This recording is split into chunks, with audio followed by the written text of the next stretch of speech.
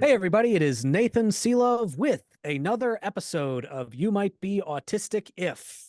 And joining me today is, of course, my father, Raymond Selove. Thanks for joining me, Dad. Thank you, Nathan. So it's been a long time since we've done this. So just a reminder how this works. These are audience submitted statements about what you might be autistic if you have in terms of traits, in terms of behaviors, in terms of actions. All our audience submitted, we will give credit to each of the people that submitted one by saying their name. If we mispronounce your name, we do apologize for that. Please feel free to comment down below and correct us with the phonetic pronunciation. So that way, if you comment later, and you have another one, you have another, you might be autistic if read on a future video, that we can say it correctly because we want to make sure that we're given just credit. I'm a professor. I care a lot about citations. And here's a good example of a you might be autistic if. Um, you might be autistic if your father is a science professor. That is true. That is absolutely true. Yes. So one of the things to keep in mind about these, the purpose of the series is to be lighthearted, to be funny, to laugh at ourselves.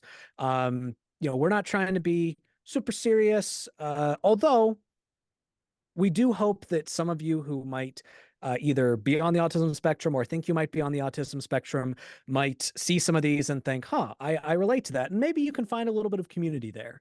So let's get started. You ready, Dad? Yeah, who's first?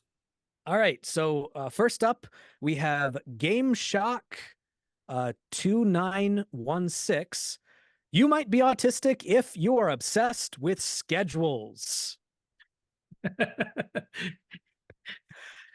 mean, I So would is also it say routines, you know. does it count as being obsessed with a schedule if you just really, really want to follow your schedule Well, no that's what a matter what? schedule's for. That's what a Isn't schedule's it? for. Yeah. Is that being Like obsessed? I think the wording of that is somewhat neuronormative, neurotypical normative. Yeah. Because it's assuming that that's a bad thing, but that's what the schedule's for. When I was a teenager, I wore a watch and I started getting so sensitive to time with schedules that I'd get really pissed if somebody was 15 seconds late for something. And I had to stop wearing a watch. Yeah. It just, it was not good for me. It was too much. Yeah. Oh God. Whenever I'm even like 30 seconds late, I am all apologetic. It's like it's okay. You're right on time. It's like, look, it's 6:30. It's like, no. It's 6:30 and 30 seconds. This is not okay. This is not No. okay. I have committed a grievous sin. All I right. Do you also start your lectures immediately on the hour? Oh, absolutely. So did Absolutely. I. Yeah. Always. Yeah. Yeah. So this one is from Alex Klepp 6479, because I guess there must be thousands of Alex Klepps. You might be autistic if you're obsessed with trains, especially Thomas the Tank Engine. Hmm. That's a common one. That's a common one. I I That did was like more Thomas your the Tank Engine when I brother. was a kid, but yeah, That that was was more more your brother than you. yeah, But my oh my yeah, my totally non-autistic brother. right, that one. his his first foot coverings were Thomas the Tank Engine sandals, and he loved them. I enjoyed it. I would say I probably did not fulfill the stereotype about autistics being obsessed with trains as much as a lot of people did. I definitely did fulfill the stereotype about dinosaurs. My favorite series as a kid was Land Before Time. Right. I loved that series. There's there was something really nice about Thomas the Tank Engine. Well, okay, for me, being much older than you boys, the thing that I loved about Thomas the Tank Engine was when the conductor was played by Ringo Starr. He was the best. I loved Ringo Starr. Damn, you're old. Up next, this one is from Java D. That's a cool name. You might be autistic if you own the exact shirt in 10 different colors, smiley face. I don't own the same shirt in 10 different colors, but I do have a lot of versions of the same shirt. So I've only got this shirt in 3 colors, but I have 5 of them.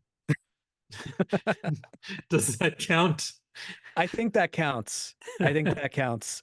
And I definitely have like this shirt, my speech team shirt. I definitely have a few different versions of this. Of course, that's because we make a new one each year. So, so that makes sense. But yeah, like in terms of the fabric of shirts, I like to know, I like it It to be consistent, it you know. takes me so long to find something that I can stand. And once I find something I can stand, I get enough of them so that I don't have to shop again for 10 years. And actually, for me, pants are even worse than shirts. You too. Yeah. Yep. You remember how long it took for me to wear jeans. I Oh still hate wearing God. jeans. I only wear jeans when I have to.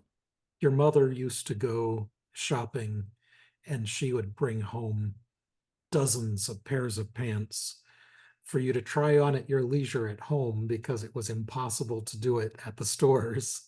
Hey, And then eventually, and then when she found eventually, something you would wear, she'd take all the others back.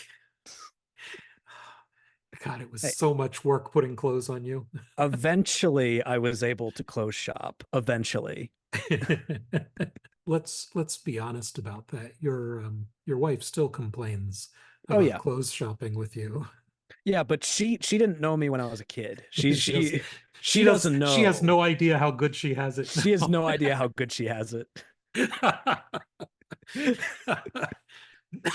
Adam Cahoon 6362. You may be autistic if you mimic people's mannerisms, accent, and tone when talking to people.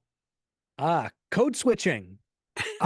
You do that a lot, Dad. I I do notice, really? yeah, like anytime we are talking to one of our more rural neighbors, Oh you yeah, that's always put on your I put on my West Virginia. you put on your West Virginia. Yeah. Well, but see, that's part of me. It's not really copying them. It's part of me, Well, and but they trigger it. it's responding to them. It's like because you don't because when you're talking to me, like the accent doesn't come out as much. My accent definitely comes out whenever I talk to people around here, You where I know, am. this can be really useful. When I lived in Columbus, Ohio, um, I lived in a pretty rough neighborhood, crack house across the street, except it was before the days of crack, so it was PCP. Hmm. Um, but if I said PCP house, people wouldn't understand. So anyway, um, I know what PCP is. I mean, what's PCP? people used to call it angel dust, which made it sound much better than it really was. Uh, Nasty stuff. Mm, Crack was a big improvement. yikes. Yikes. Back in my day, we had better drugs than you young folk. Anyway, um, I had neighbors who had deep Appalachian Ohioan accents.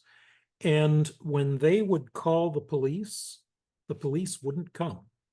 Mm, So they would call me, and I would call the police. And after hanging up with them, I'd put away my Appalachian and instead switch to my best university speech. And the police would respond immediately. mm. Again, that there is what you call code switching. Yeah, and it it can be incredibly useful.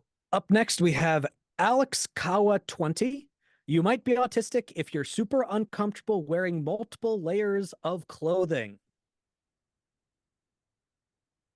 I mean, you I do do it it a too. lot, I you mean, know, it depends. Like it depends on what the bottom layer is. Because like exactly. I refused to wear like long sleeve button up shirts for the longest time until I started wearing undershirts.